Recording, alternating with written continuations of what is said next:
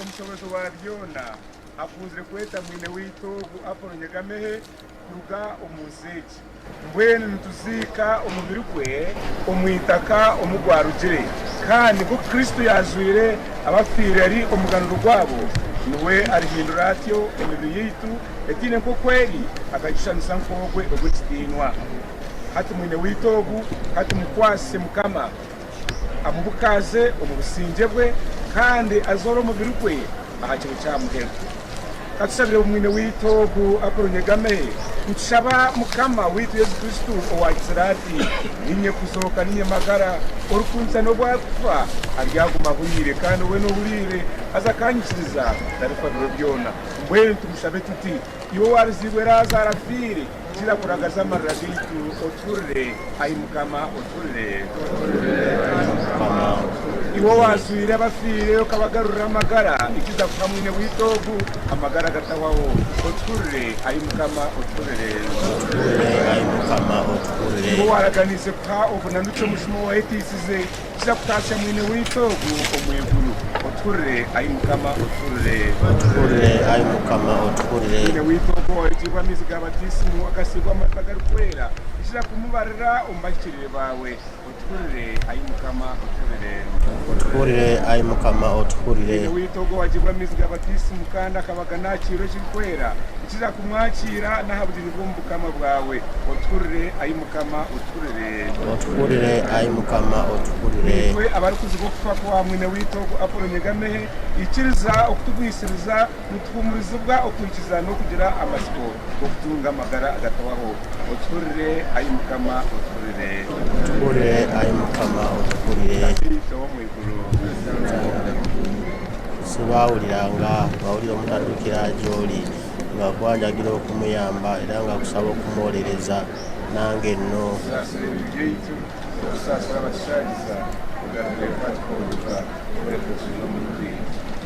ayi mukama tukweshengereza omuhereza wawe ogofiire omugirire embabazi omusaasire ebibi yakozire kandi nk'oku yayeteerine omu nkiza y'oruganda rw'abakristo atijja omunsi omu abw'embabazi zaawe aterimu ekihimburo ky'abamarayika omwiguru tukwakishaba nkuraba omuzira yesu kristo mukama waitu ayi mukama omuhereza ekikuumiro ekitarwaho mwakire atebenkere emirembe n'ekitangaala eky'olubeerera kimwakire atebenkere emirembe n'ekitangaala eky'olubeerera kimwakire atebenkere emirembe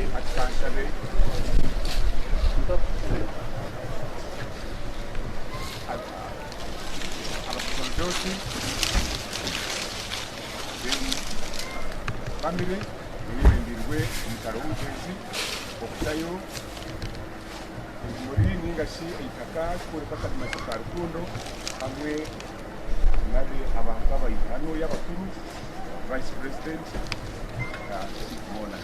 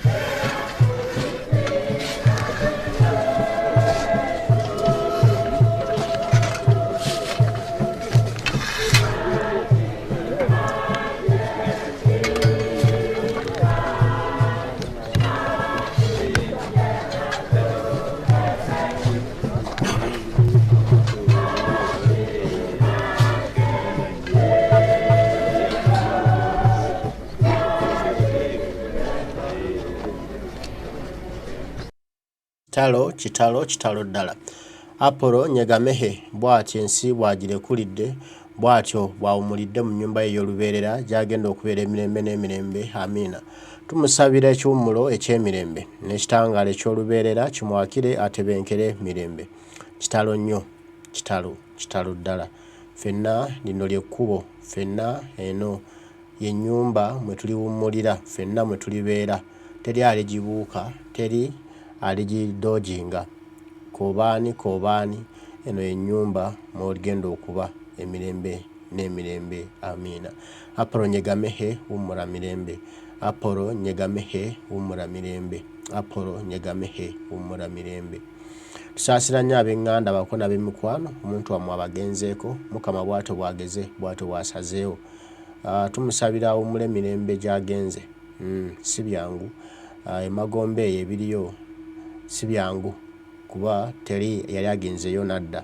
Kati tuyinza kwagalizaayo munno nga tumanyi biki biriyo kuba abagendayo tebadda. Kitalo nnyo. Kitalo ddala. Kitalo nnyo. Kitalo ddala.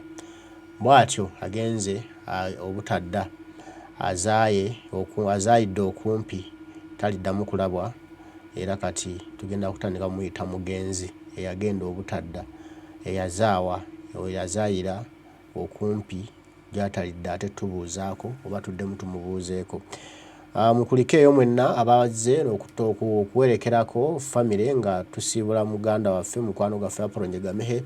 Mukulikeeyo mwenna abeetabye ku mukolo guno. Mwenna abawaddeyo bye muwaddeyo mwebale. Buli akoze kyakoze kulwa Apolo nyegamehe. Weebale nnyo weebalire ddala. Omukama Katonda akuddizeewo alina waakwongere. Apolo nyegamehe wumula mirembe. Apolo nyegamehe weeraba. Oba tewakyali kirala wabula okuggyako okugamba nti awummule mirembe. Awummule mirembe. Awummule mirembe. Awummule mirembe. Awummule mirembe. Omukama Katonda amulamuze kisa byonna ebyamusobako. Kitalo nnyo. Kitalo ddala. Omukolo gutambudde bwe gutyo. Apolo nyegamehe tugenda kusigala nga tumuyina ku myoyo gyaffe nga tumuyina ku mitima gyaffe nga tumuyina mu bizinensi ze naye ye ng'omuntu Omukama Katonda asazeewo awummule amuyise agendeyo gy'ali awummule ate tulisisinkana olundi Mukama lw'aliba ayagadde tuddamu ne tulabagana. Apolo nyegamehe wumula mirembe oba tewakyali kyakuzza. Bakutindiranga n'atolokayo naye ate nga tojja kutoloka. Ensi bw'etyo bw'eba obulamu bw'etyo bw'eba Mukama bw'atyo bwe yabukola. Mwenna ababaddeko mwenna abeetambudde naffe nga tusiibula muganda waffe tubeebaza nnyo tubeebaliza ddala. Omukama Katonda nsaba bankuumire mwenna abaddeko abatwagala mwenna gye muli ebule n'ebweya tubaagala nnyo naffe. Omukama bankuumire. Mweraba.